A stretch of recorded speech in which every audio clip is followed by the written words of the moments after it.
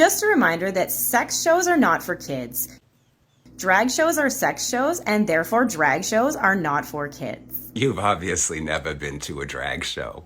Maybe you've been to some of those other shows, though.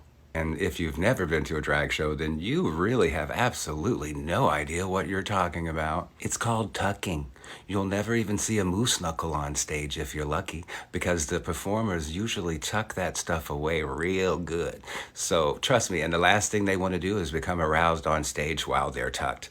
Look it up. You'll find out. There's absolutely nothing sexual about drag shows at all. I've been to thousands of them, and I know.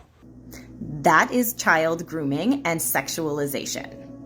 Now, before you go on talking about something you know nothing about, I was groomed as a child. And first of all, I recommend you look up the word grooming, because it actually has two definitions, and quite frankly, I think you could use both of them. I was groomed at age 15 by a 32-year-old woman. She manipulated me, which got my mother angry, which came between me and my mother, and then I ended up marrying this woman at age 15. Grooming is a one-on-one thing. It's when an adult manipulates a child in order to gain their trust, kind of like preachers do. The first time I ever saw a grown man's tool, it was a preacher. Right after he baptized me, I was 8 years old. He didn't essay me, but he certainly got the wheels spinning. You should watch the following excerpts. I think you'll be surprised to find that a child is much more likely to be essayed in church by someone that they know and trust than they are at any drag show. David Pittman was just 12 years old when he was sexually abused by a youth minister at his Southern Baptist church in Georgia. He told no one. You know, this is the person that's supposed to represent God.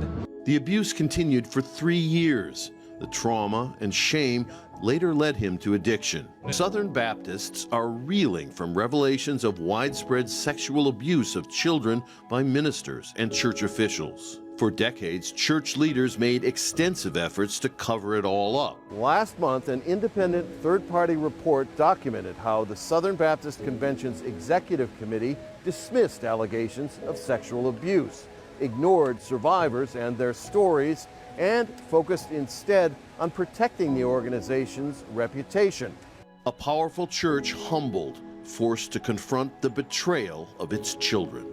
Rob Reynolds, Al Jazeera, Anaheim, California.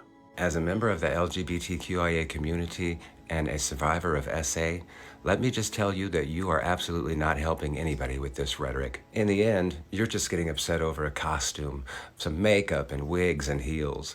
I strongly recommend you go get you some and just prance around a while, honey. It'll do you some good.